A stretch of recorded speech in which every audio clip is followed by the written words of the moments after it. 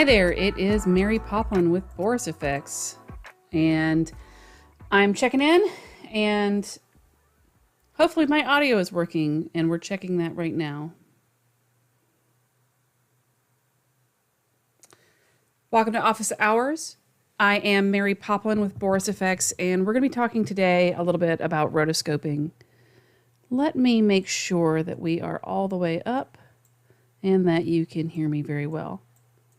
All right. Wonderful. Sorry, I had to last minute add an audio input. For some reason, it wasn't working correctly. The joys of live streams. Anyway, today we're going to be going over rotoscoping, and I'm going to show you how to rotoscope just in Mocha. We're not going to be going back and forth into hosts. We're not going to be showing After Effects or Nuke or Fusion or any other tool. We're just going to focus on Mocha. And the reason for that is a couple of folks have asked, well, how does this work in Nuke, or how does this work in Fusion? And the answer is it works the same because it's a plugin. So today we're going to talk a little bit about rotoscoping, and we're going to rotoscope this person. And the reason that we're going to rotoscope them is because what we'd like to do is we'd like to cut them off the background and put a new background in. In this case, last week, I did a little tutorial about when do you use a patch and when do you use a remove. And this is actually one of those times that you would use a patch, okay? Like if you needed to isolate this guy and make sure there were no other people in the scene, like he was by himself, and take all of these background people out, you'd really want to use a patch of the background. You really would not want to use a remove here because of all the foreground occlusion. So the foreground occlusion being him. So how do we account for his foreground occlusion? The answer to that, as with so many tasks in visual effects, is rotoscoping. So we're going to be doing a lot of that today. And we're going to be doing it from scratch. And what we have at the end is what we're going to have. We're going to focus on some of the harder things first and then move on to some of the easier aspects. So I'll talk a little about his head first, and then we'll talk about his moving arm, and then we'll cover everything else. So I'm going to hit stop, and let's get started. All right, so when you're rotoscoping, just like every single time you're tracking in Mocha, what you want to do is you want to make sure that you are looking at what's happening in the scene and then building your shapes accordingly. So I see that he's scratching his beard here and he's using a little bit of his finger. Normally I would say, hey, let's rotoscope a hand, except for we don't really need to here because it goes in front of his shirt and off screen, which means that we can just put a big block around his hand. But what we do need to do is we need to start tracking from this section. As usual in office hours, if we are going along and you have a question, go ahead and ask it right in the chat, and I will from time to time look over here and check and see what you're asking, and I'll answer it as best I can while we're going. Now, if you ask me something that is not relevant to what I'm showing, I might recommend that you check our tutorials, or I might recommend you check some of our online training because you'll get a faster answer that way. Because I don't always necessarily have time to show a completely non sequitur question answer while we're working on a specific topic. So let me know and we will go from there. So the first thing I'm going to do is I'm going to draw a shape around his hand. We can do that in a couple of ways. I can either use like a nice big primitive and sort of move it in around his hand. I can use something like the magnetic tool, but as we can see, that's probably not the best call on something this small and also something that doesn't have really nice edges. So what we're going to use instead is we're going to use the X-Spline tool. Tried and true, okay? So X-Spline tool, and let's go and zoom in. Now, you'll notice that I am in the middle of tracking. I'm in the middle of the timeline for tracking here, and there's a method to that madness, okay? The first thing I'm going to do is I'm going to find the object that's occluding other objects behind it, which is to say closest to the camera. I also want to find where that object is largest in frame, least blurry, most parallel to the camera, as with every single track that we do in Mocha. And if I always track and make roto shapes from the foreground to the background, I'll have holdout mats for every single shape that I'm making. Does that make sense? It means that if I'm drawing a shape around this hand and this arm, I can then make a shape for the objects behind it, and then they will hold out because they're rotoscoped. All right, so let's take the X-Spline and let's just draw a nice little shape around his hand. Now, I'm not going to worry about his fingers. We're just going to worry about the outline from the wrist to the edges of the hand, just like that. And we can, as ever, relax for a curve, and we can pull tight for corners, just like that. All right, now I can take this shape and I can hit track backwards. So let's start tracking backwards. We can also track multiple shapes at once, but in this case, I'm going to not. Let's hit track backwards. And it is best to stay on even when it went off screen, but it still got caught. Now here we get caught. So what's happening here? What's happening here is I have too much good texture here and bad texture here to get a good track. So what I can do is I can take these points and I can move them in. Okay, and that will ignore the areas of delicious crisp texture and continue tracking this blurry shape. So let's hit track forwards. There we go. Now we still lost it about here because we're just moving too fast. So I can do something like either make a bigger shape and continue to track, or I can simply hand animate it off screen or hand animate that one section. So let's move this just like this. And let's move our little series of points all over here. And what I'm looking for is something that just helps me track. With rotoscoping, the track does not have to be perfect, okay? Because we're going to be doing a lot of hand animation anyway. But now, we can keep tracking that forwards. And in fact, I don't like the way that's tracking, so let's just use translation only. And hit track forwards. All right, and let's worry about animating between that over time by hand. All right, same thing for here. We can move right over here and start tracking this hand backwards. Once again, I'm not going to worry a whole lot about whether or not this is perfect. Okay, we're just going to take this shape, and I'm going to delete a lot about this shape pretty soon. So, and because this is the hand, we actually don't have to track this super well. So, here's where the hand is off screen. I'm going to stop worrying about it. We're going to trim this layer by using this trim layer button right here.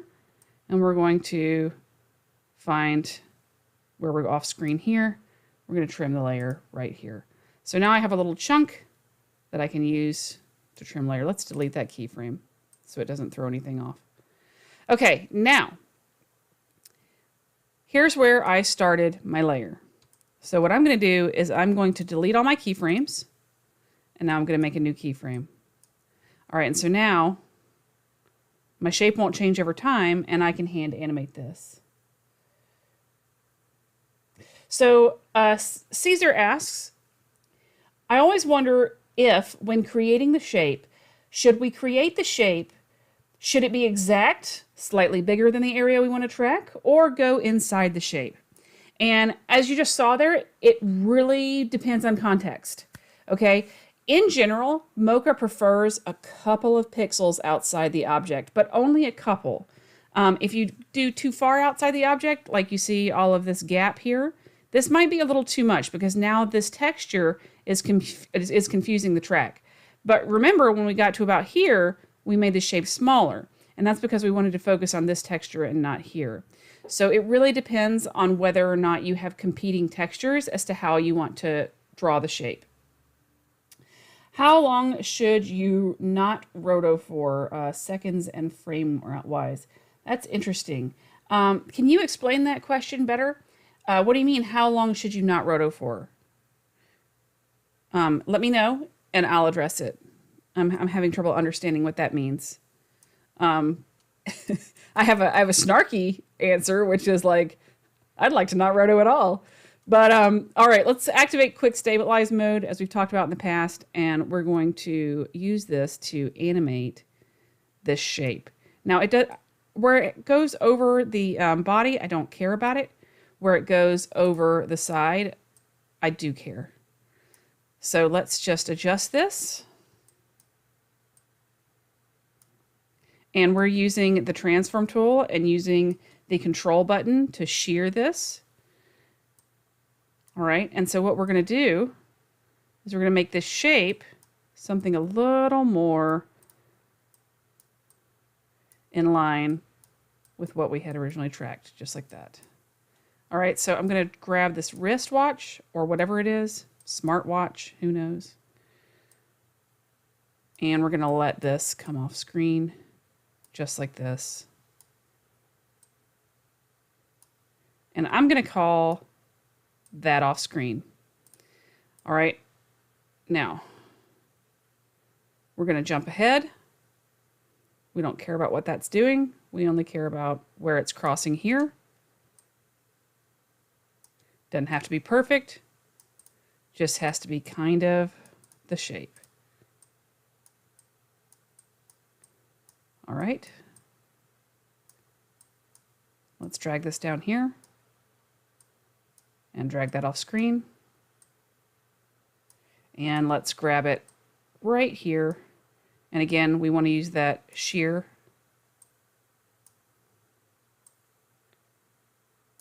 To grab that detail. All right, and I'm just gonna animate it to where it crosses the body. And let's see what we get. We have a little bit of motion blur. There we go. Okay, so I'm feeling pretty good about that. Now, it doesn't look good the way it animates between those two shapes, but we don't care what it's doing over the torso. We're not going to worry about that too much.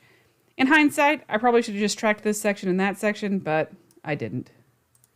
All right, we'll call this hand hold out. All right, and we're going to turn the gear off and turn the eyeball off. Okay. So we have another comment here that says, this is a tracking for roto routines, so you don't really need a perfect mat at this stage. Later, when you link a shape to the tracked layer, you will want that shape to be more accurate. That's true, but in this case, I'm actually using my track mat as my roto mat. That's why I deleted the previous keyframes so that the track mat wasn't all in the way. There's two different ways to work in Mocha. You can track and roto at the same time, and you can use a track mat and link everything to that. And it's really going to depend on what you are rotoscoping as to what the best method is going to be. If you have a lot of moving parts that there are no reference areas for, yeah, sometimes it's a lot easier to just track and roto at the same time. If you have a lot of shapes that you can link similarly, like the front of a face or a torso, then yeah, you can make a shape and then link everything to that. I'm going to show you both methods. All right. So let's talk about that. All right, here is another question. What are situations where this would be a tool to go over for RotoBrush? Well, I'm glad you asked that because I actually tried RotoBrush on this shot. And RotoBrush did a pretty good job, except it got really confused by a lot of these check marks and how the intersections of arm went over the check marks and also the shadows and the background. RotoBrush really likes edges it can find consistently all the time. And there are times when RotoBrush is a great solution. I would not say that time is for hero shots. But for a lot of midground, background, quick stuff, yeah, RotoBrush is great. And I'm definitely not telling you not to use it. It's a lot of fun. You know, also there's Resolve track mats and stuff that colorists use all the time. There's stuff in Fusion. There's all kinds of little tracking nodes you can use in Nuke and link primitive shapes up to. And you can also do rotoscoping inside of Nuke, but that's a very expensive license to just tie up with rotoscoping, which is another reason why Mocha is a good solution. It's really going to depend on the tools you have and what you want to use. All right. Let's see. And then somebody's also, somebody's answering questions for me in the chat. Thanks, Roland. RotoBrush works well when the background and foreground are entirely contrasty, which is definitely what I said. And if there are areas where the background and foreground share similarly colored pixels, you'll want to roto, and that's a lot here. Okay. You can, of course, combine a little of both. Yes, that's also true. Okay, so moving right along, let's talk about this arm. So this arm I actually do have to roto because it crosses. Let's turn my auto stabilize off. All right, so what we want to do is we want to rotoscope this arm from the middle to the end. Okay, same sort of thing. Let's find a good spot in the middle. Let's draw our X-spline right around the arm. And we're going to start doing what I call paper doll style roto. Now, what does that mean? Paper doll style means that I split everything up in planar movement areas, okay? Like a paper doll, cut it up at the joints, okay? And why do we cut it up at the joints? We cut it up at the joints because obviously arms bend, okay? Knees bend. And if you don't cut it up at the joints, you won't be able to get that bend. There is an exception to that, and that is when you're using the mesh tracker. The mesh tracker is awesome. It just takes a lot of time. So you really need to pick and choose when you want to use it for rotoscoping. Most of the time it's not necessary. Sometimes it's a really great tool to use for rotoscoping. It's always a great tool for tracking. All right, now notice when I'm tracking, I only use translation, scale, rotation, and shear. Do not use perspective when you're rotoscoping. Just don't do it. Unless you are rotoscoping a rigid object, and that means not organic, not a person, okay? If you use perspective when you're tracking a person, like let's say you're tracking a face and the face turns away from the camera and turns back, all right? That is a nightmare because what'll happen is the Z space will warp over time. And I don't know if you've ever seen your shape do this on you, all right? Anybody ever seen the shape do that on them? You don't want that. What that is that the surface will go behind the camera, okay? And when the surface goes behind the camera, you get that meat cake situation because it doesn't matter if it's negative 0.0001, it might as well be negative a million, okay? And it'll just flip in on itself, okay? Your Z-space axis flips, and you don't want that. So let's go ahead and track with shear and perspective. I mean, shear and not perspective. All right, so that did a pretty good job hanging onto that arm. I like it. Thanks, Mocha, for not embarrassing me in front of company. Very good. We didn't do as good on that one, but that's okay. What we're going to do is we're going to adjust like this. We're going to rotate this, and we're going to move this up like this. We're going to make it a little bit larger, and let's put it back where it goes. All right. Just like this. And I'll just go ahead and move those points in, and let's keep tracking. Doing a pretty good job of hanging on. All right, so this is where I'm doing that track and roto technique, okay? Now we are having a little bit of a problem here in that I need to make a new keyframe before this starts rotating. So let's do that. Let's move this over. And let's scale it up a little bit. And again, let's move our control point so that we can use the transform tool to warp it. All right, and now we're going to start to have something that starts to look a little bit nicer. All right, yeah. All right, so we have to correct that over time. But this is looking pretty good as far as that track goes. Now, I am not going to worry about fixing this 100% right now, but let's scroll this down to here and let's adjust one more time to get that arm shape correct. Just like this. All right, and now we'll worry about fixing that later, but it's not going to bug me while I'm rotoscoping.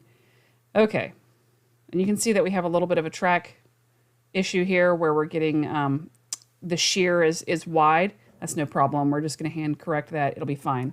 So what I want you to notice about this, and this is important and correct, the track isn't perfect, right? So when you look at that, you can see the track is not perfect.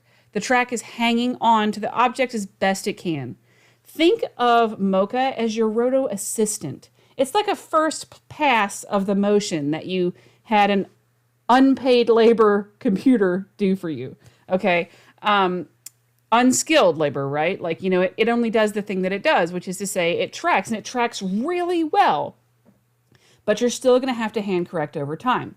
Now, obviously, before somebody asks, yes, we would all love the holy grail of a combination of something that uses computer learning and tracking to, you know, make this easier over time.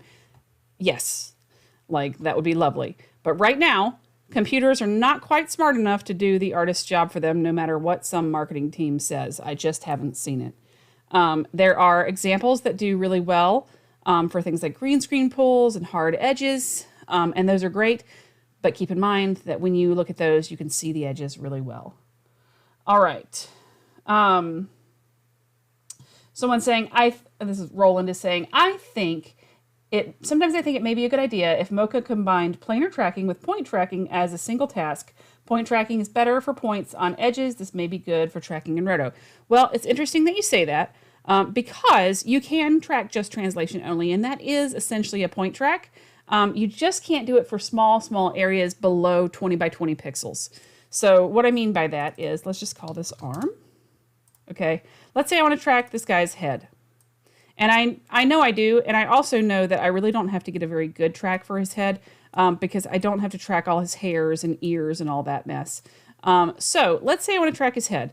I can do that. Let's just go translation only. I'll show you what that looks like. Track backwards. All right. And now let's track forwards. So we're not tracking one point, we're tracking a bunch of texture, but because we're tracking just the motion, we're getting 1 point of transform, okay? So we aren't getting any of that warp, we're getting no rotation, no other problems. So in this case, what we could do is we could then take this and we can animate the shapes over time based just on that motion. So I hope that helps a little bit if you're wondering on how to get like less tracking data out of the tracker so that you can have, you know, a little bit more gross corrections over time. And I'll show you what I mean by that. So let's come over here and let's just make this shape fit around his head, just like this. So that's about his face shape. All right. Now, I can take this and I can call it head. Okay. I'm going to turn my gear off for my arm because I don't want to track this anymore. I'm going to turn it off for my head. Now, let's also add in his little man bun here. So let's do another little shape. And it can be loose, actually, because it doesn't really matter. We can just feather it back on top.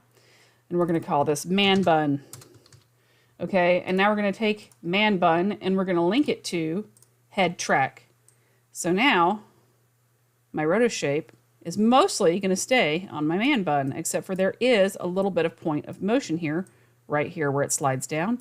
No problem. Let's move this over, correct the shape a little bit, and man bun is moving correctly. So let's just fix this here and move it over.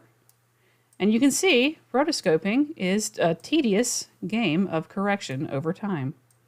All right, so that's man bun rotoed. And we do the same thing for the head. So I'm going to do the same thing for the head.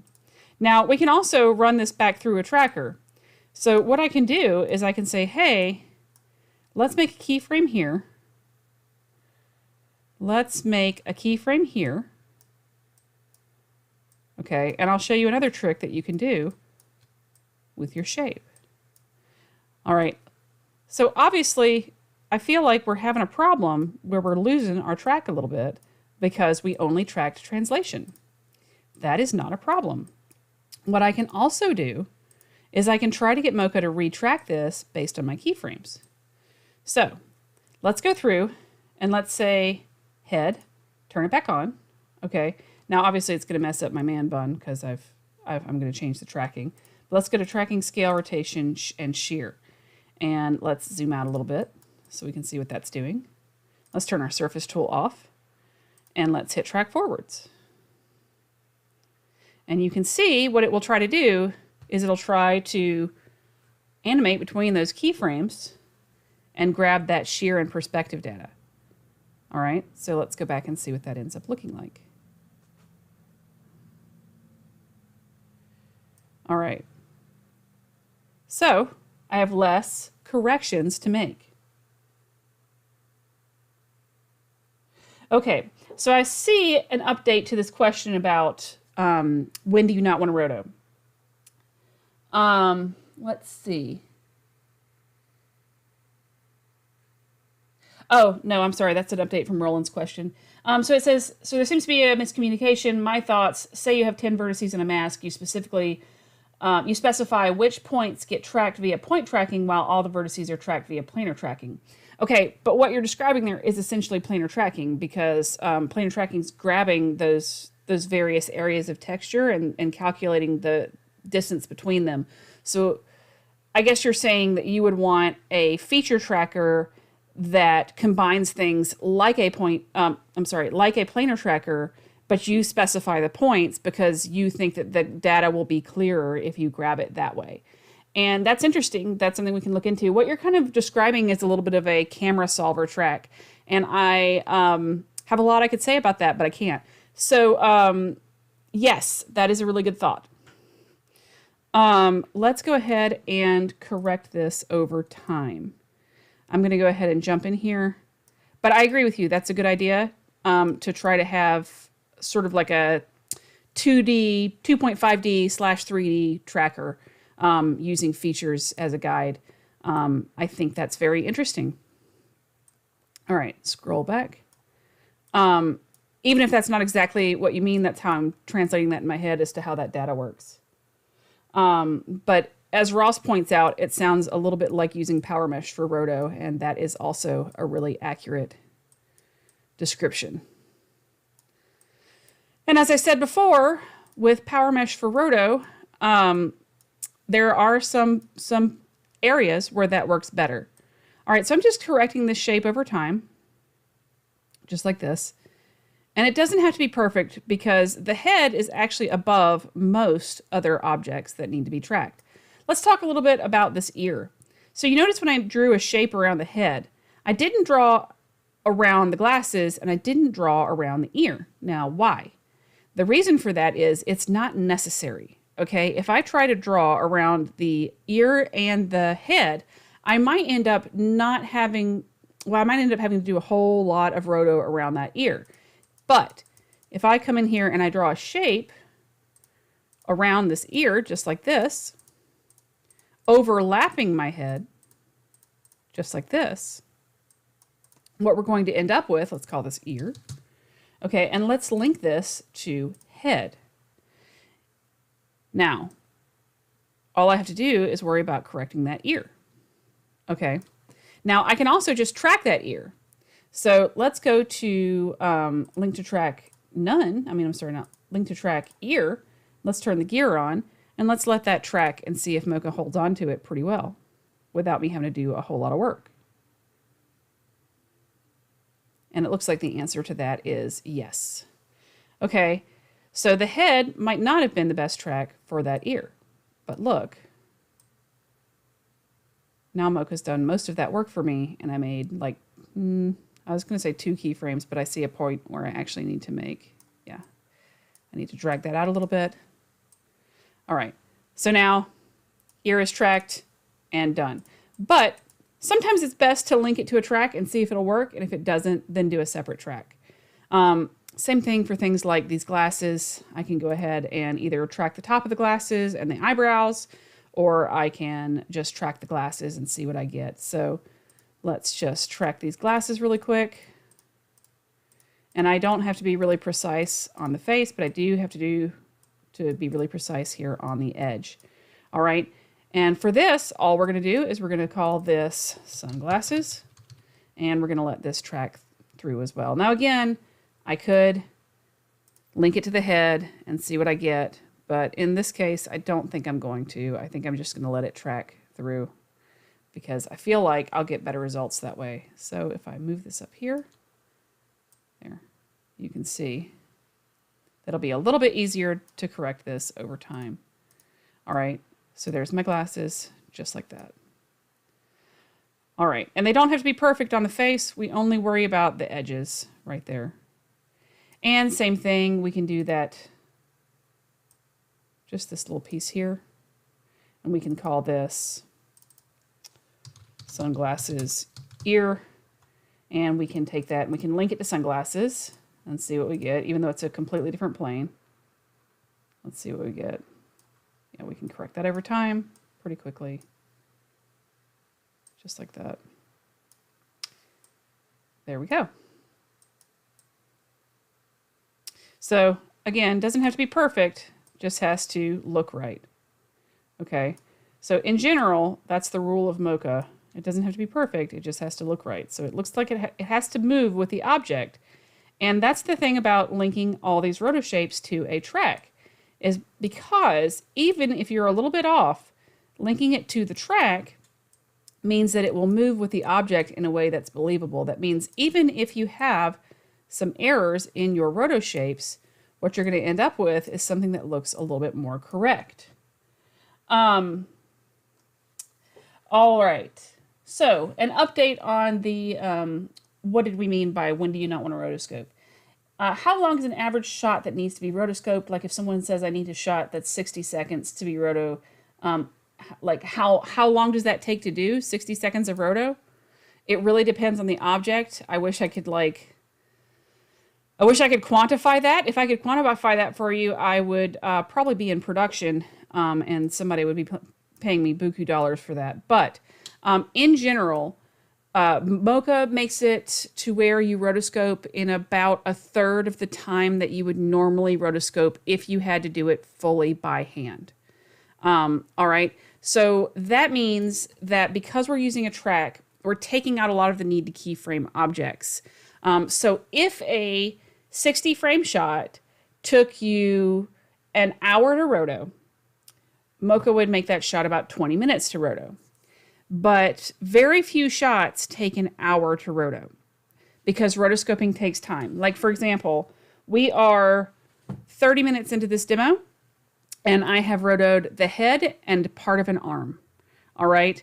Now for things like the body, that will go a lot faster. But there's also a refinement process where you look at the roto, you look at how it looks in your shot, and then you see if you need to tweak it at all. A lot of times you can get away with kind of sloppy roto because the edges, don't necessarily, they're feathered and, you can kind of get away with stuff. But for a lot of roto, there is no wiggle room and it needs to be perfect. And unfortunately, that does take a lot of time, especially if you've got little hairs that you're rotoscoping. So for example, if I wanted to roto the side of this hair here, I would use, let me just right click this. We're going to go to spline and we're going to call this an open spline. What I would do is I would make an open spline, right? And I would link this, for example, to the head. So let's go to link to track head. All right. So let's say I want to make this hair something that I put a stroke on in my mat, and I'm going to have to animate this over time. All right. So I'm not going to do this, but I'm going to just do this enough to show you. Okay. Let's say I have to do a whole bunch of these. All right. That is going to take a lot of time, especially once you need to stroke them and make sure that the stroke looks correct. So I cannot give you a definitive answer on how long something takes to roto. People take longer to rotoscope than objects. So cars are a little bit faster than people.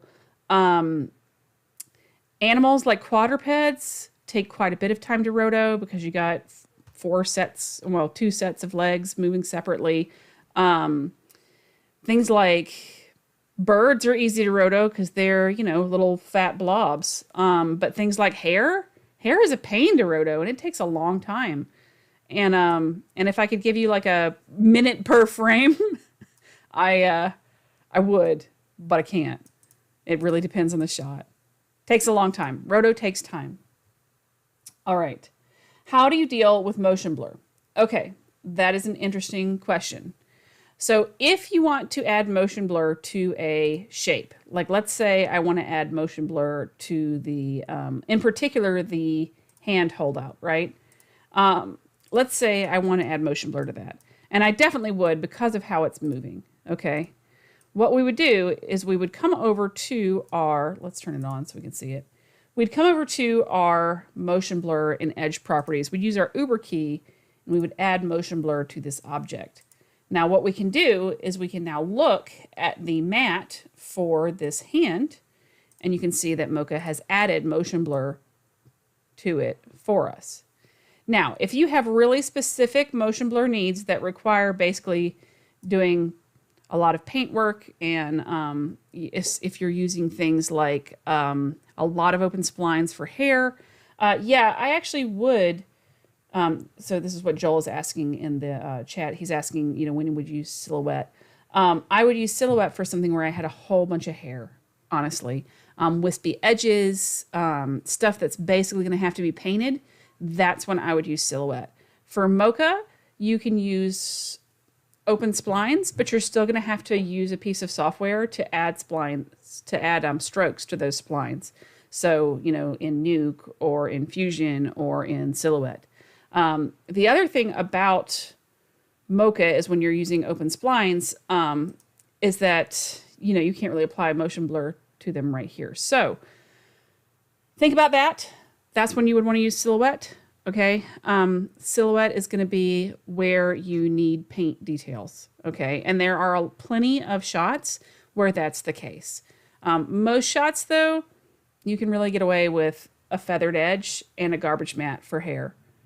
Most shots. Hero shots with lots of hair, no. Okay? All right. Moving right along. Let's go back to our input. All right. So let's talk a little bit about how we would rotor the rest of this shot. All right. So I have a lot to consider here on this shirt, okay? But I can link a lot of that to tracks. So let's call this hair wisp, okay? And we're gonna turn all these off for now. Okay, now I'm gonna take a little shape and I'm gonna draw right here on this chest and right here on this abdomen. And that's because usually, the center of somebody's stomach moves different than the center of their chest, okay? And that's because you got a lot more jello in your midsection, if you're anything like me, and a little bit more bone up in your chest, okay? So we're gonna select both of these. We're gonna call this belly track, and I'm gonna call this chest track, okay? I'm gonna go ahead and hit track forwards. And actually, I'm going to drag these underneath everything because what I would like is I would like for all of my shapes above to hold out from them. So when my arm and hand go over them. So now let's go ahead and hit track forwards and let's make sure that this looks correct. So we're focused on whether or not the shape is jumping around. We can also do things like turn on the surface tool to see how it's moving and see whether or not we are going to adjust or offset our track based on motion. It looks like our holdouts are holding so far. Very good. And there we go. Now really quickly, I'm going to show you why that worked. Let's put this holdout right here and let's turn my mats on. And if you look, let's turn our hand on. You can see that it's cutting out of that section while it's tracking. So as we track forwards, that holdout is being held out from our chest, okay? And that's important because Mocha will track every pixel that it sees, okay? Because Mocha is a planar tracker, it tracks textures, and it does what you tell it to. So if you tell it to track all the pixels in the shape, it'll say, okay, including any occlusions that happen to wander into that shape over time. All right. So we have our chest track and we have our belly track. All right, I'm going to hide them and make them not visible. All right, so now I'm going to take my torso section and I'm going to draw a nice, neat little shape right around these shoulders and what I consider to be the thoracic cavity of this person. All right, and let's go ahead and relax for a curve. And let's just make sure that we have done that correctly. We're going to pull tight for these corners. And we're going to call this chest roto. Okay. Now, the reason I did this is because the bottom of his shirt does swing a little differently than the top of his shirt. I know that from trying to roto this shot previously. So we're going to take chest roto and we're going to link it to chest track. All right. So now what we're going to do is we're going to correct over time.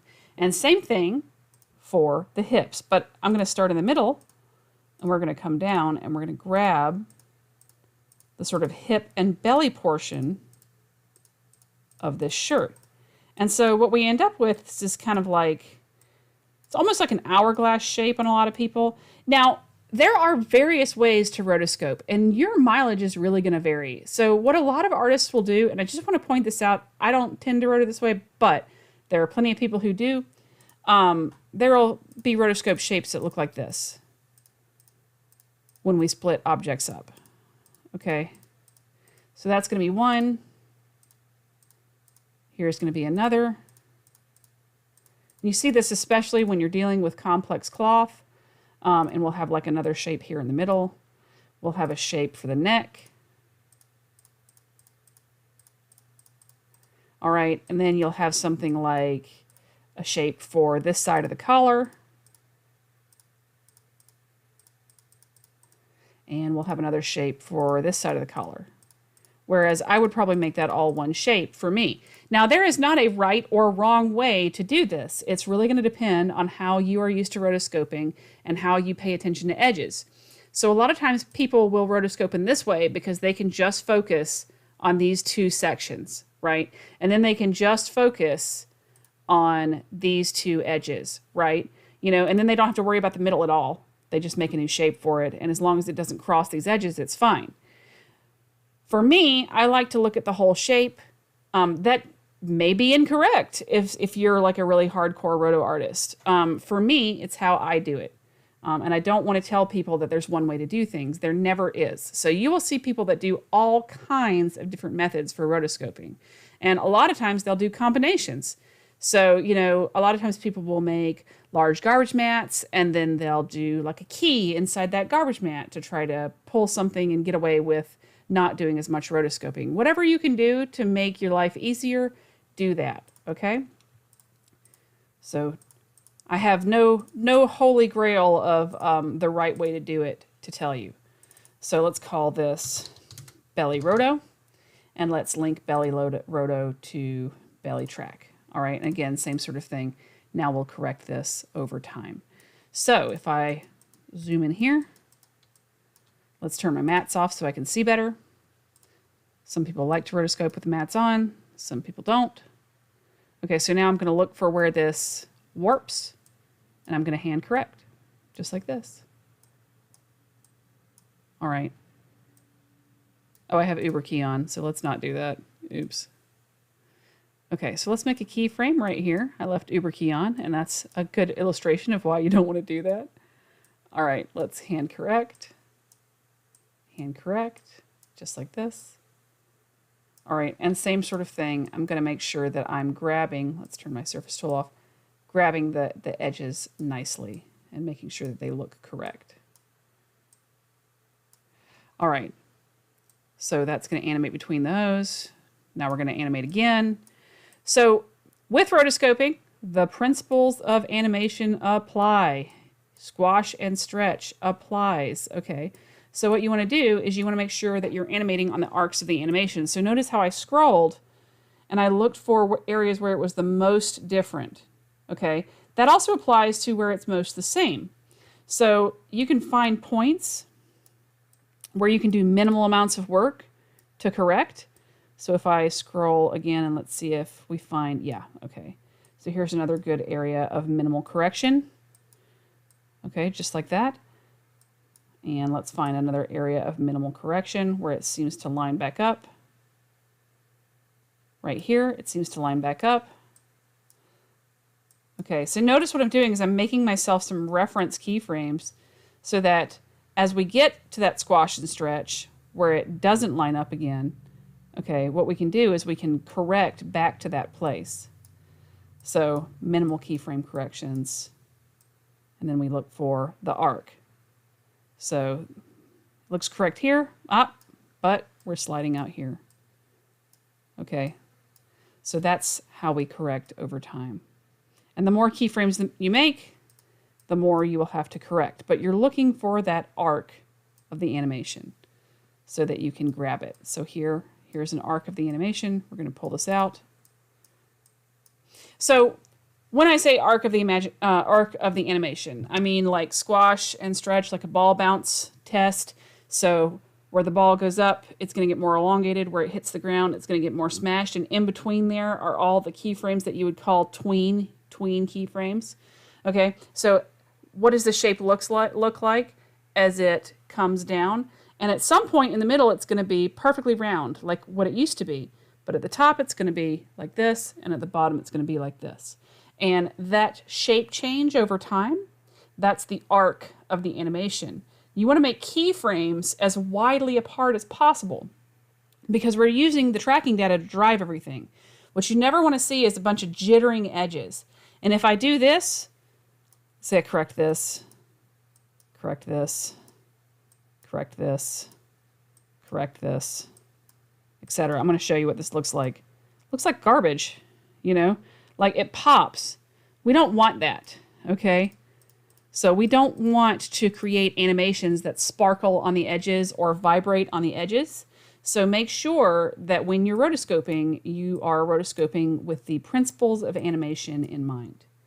All right. A question here is, for humans, is it better to use Mocha or Silhouette? Well, here's the thing. Mocha and Silhouette are very comparable on people. The only thing where I would say you're probably going to be better using Silhouette for is going to be for hero hair shots. And even then, you can use an open spline with Mocha. It depends on what's in your pipeline. It depends on what your artists are comfortable with. And it depends on how many licenses you have of each, what you're interfacing with. In many cases, in Mocha, you know, obviously, if you run it as a plugin, you can just spit everything that's as an export right out of Mocha into your software. So if you're using like Nuke, for example, the copy-paste workflow, a lot of people like, where they can just take their splines out of Mocha and they can paste them into Nuke. I don't want to tell you one is better than the other because they're not. It really depends on the task that you're trying to do. With rotoscoping people, once again, I think they're very comparable unless you're doing close-up hair hero shots. And if Ross has a contradiction to that, I will let him put it into the chat. But I think that's my opinion on where they differ. Because actually Silhouette has the Mocha tracker inside of it anyway. And yeah, there's a lot to say there. All right. So, hair is always going to be difficult, and cloth is always going to be difficult. But I want to show you something, which is snap. So if you press Alt and S, you can get Mocha to snap to an edge. And that can be very helpful. So if I want to snap to this edge here, I can just kind of move this closer, Alt S. Move this closer, Alt S. Uh-oh. We're too close to something that is too similar of a color. So you can see where it fails too. This shirt, really close to that color. So it failed. But that's okay. We know where it fails, and we can just correct over time. All right, so that looks pretty good. Let's look over here. All right, so we're going to correct this edge. And we're going to Alt-S, snap that. No, we're not. That looked terrible. We're going to go ahead and do this. Once again, if you're close to that light color, it's not going to work.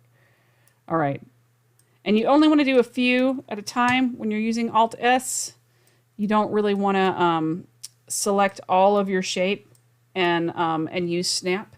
Because if you use snap and you have a wide selection of points, what you're going to end up with is snapping all over the place, and you might not get good results. So it really is better if you move it kind of close to the area where you want it to be, and then hitting Alt-S, because what it'll do is it'll correct, but it only does it for the areas that you need it to correct to, just like here, and right here. Okay, so does that make sense? I hope so. All right, one more time, we're going to correct here, just like this. Ooh, I'm running out of time. But, let's see, same thing here. We're going to just pull this out and correct over time, just like this.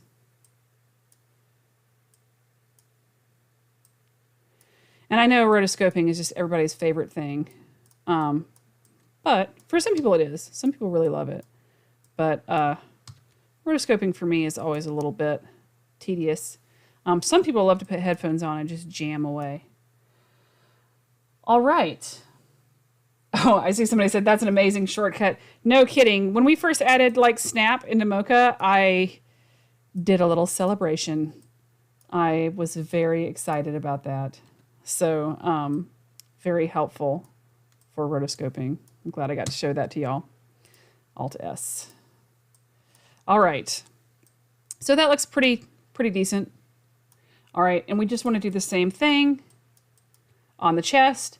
I'm not going to do the same thing on the chest because we've only got a couple of minutes left, but I do want to show what we've done so far in about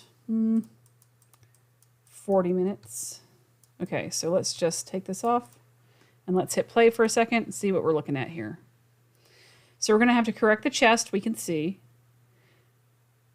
We're going to do a couple of corrections on the arm, and let's start tracking for this right arm here. Now I can also, okay, I'm going to do something really quickly. Let's track this left arm and left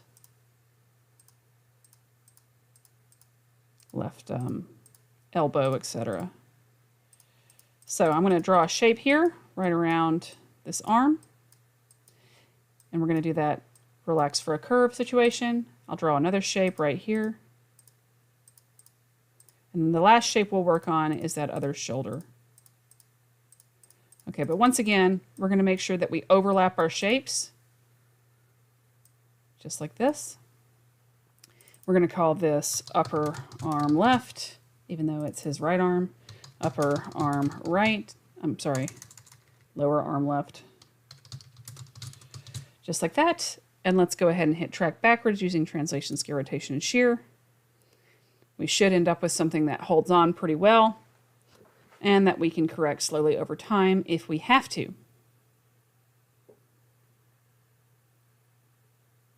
All right, so Joel asks a question. For rotoscoping with power mesh, should we draw our tracking shape on the edges or inside or outside?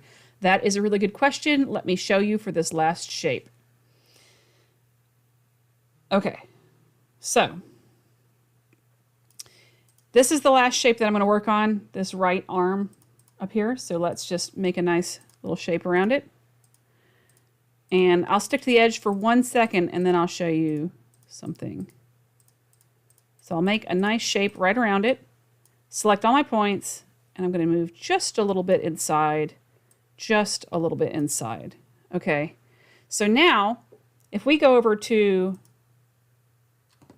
Power Mesh, okay, and even Perspective, which we have to track anyway for Power Mesh, let's track this arm shape, and we're going to call this upper arm right. All right, and let's show you what this looks like. I'm going to leave this on automatic. We could use uniform. It doesn't really matter. It's just trying to find the best areas to track. If you're going to try to use if you're going to try to track this for high areas of detail, then yeah, you might want to use uniform. But for Roto, we can just use automatic, and let's hit track backwards. And I'll show you how to correct for that. So this is where we're tracking multiple areas on the arm. Okay, and a little bit sticking to the edge. Looking pretty good.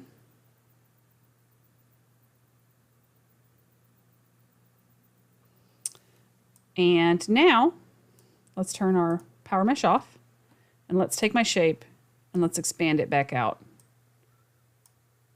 Okay, and we'll just relax for curves. Overlap this nicely. And now there's my power mesh roto shape that I can try to correct over time, just like this. All right, so you can see that we corrected back to the edge, and that helped because that helped stick on as we do the rest of our roto. And we can also, you know, we can try to worry about, you know, linking to tracks and stuff, but power mesh, you know, doesn't always like linking to tracks. So what we'll do is we'll track and roto using that same roto shape. So Darren has a question here, which is, I notice you tend to use X-splines over magnetic splines. I feel like there's more cleanup when using magnetic before you start tracking. What instances do you use magnetic instead of X-spline? Good question. I don't have it in this shot, but I'll sort of try to give you an example. Let's say that I was trying to track all of the edges of this traffic light. You know, I would try to let the magnetic spline follow it because we've got a real complex shape happening. And I just don't want to track it with straight lines because it won't get all the nuance of this shape. Okay, so it works really well on stuff like this. But for people, I don't know that I want to use magnetic splines on people a lot unless the edges of the people are really crisp, like really crisp. If you have a lot of soft edges, like as happens when you're looking at stuff in camera, because cameras work a lot like eyes, if you got a lot of soft edges, I would not use the magnetic spline for that. And one of the reasons that you run into problems with the magnetic spline is when you do run into those soft edges. So, you know, when we were trying to draw, if I tried to draw around his head here, let's turn these off real quick. All right. So let's say I want to try to use magnetic spline around this guy. Well, for one thing, it thinks that the ear is not part of his head, but let's say I want to do this.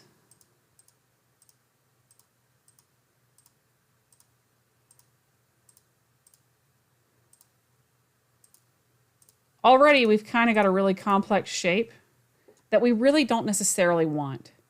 So if we compare that to the shape that we did for like the sunglasses, the ear, man bun, and head.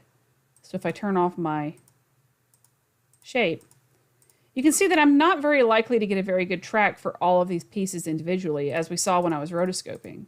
It's not always a great choice. But if you have something that's on one plane, like a lighthouse with a ton of detail, or like, you know, a church spire or that kind of thing, magnetic spline can be great because you don't want to get in there and fiddle with all of those curves. I hope that answers that question. All right, so we are running out of time, but I think we're about 3 minutes left. So I'm going to just quickly correct the arm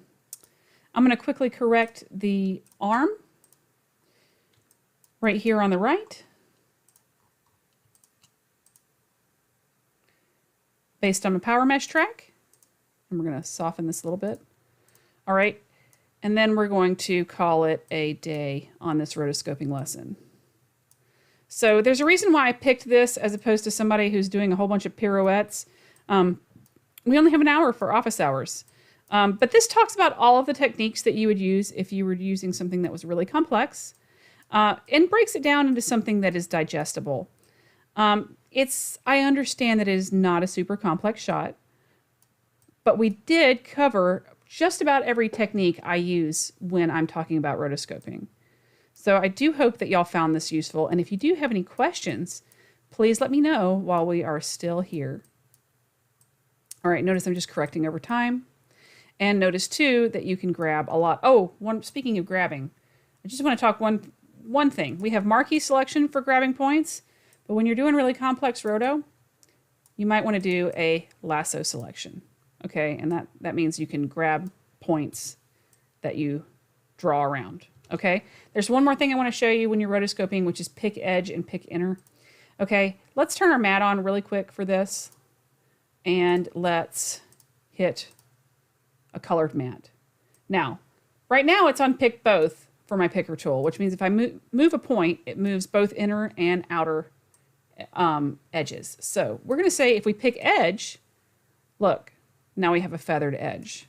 Okay, and if we say pick inner, now we're moving that inner point.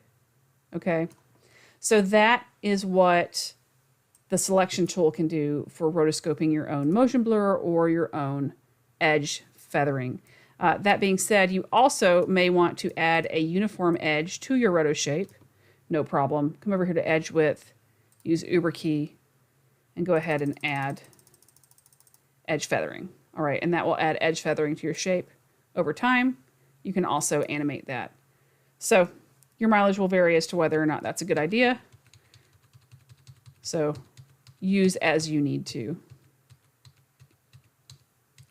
All right, let's undo all of that mess that I made. There we go. All right, so now we're going to go back to pick both, and I can correct this over time, just like that. We had a rogue point. Let's delete it. Okay, let's come over here and correct over time. Very nice. So we're going to select these points here. I'm going to use the X tool to pan. And let's pull these up. Very good. Wonderful. And let's pull these up as well. All right. So that is how I would rotoscope. I hope you guys enjoyed this. I hope you learned a lot. And like I said, these office hours are every Tuesday at 1 p.m. They try to be live, so we answer all your questions as we go. Let's just go ahead and make this matte back to turn that off, and let's play this while I'm talking. All right, and hit play. There we go. All right, so we do these every Tuesday. We go ahead and answer any questions that you asked last week. Usually we try to move them to the next week or the week after. So if you've got something that's really pressing or a shot that's really troubling you, tell me, send me a shot off of like a stock footage website that has a similar motion if you can't share the footage directly. And if you have a real serious problem, we can show how to do it on the next office hours. Thank you for tuning in. If you really like this, like and subscribe. I am Mary Poplin with Boris FX, and I really appreciate you joining me today. I hope you have a wonderful day, and I hope you learned something.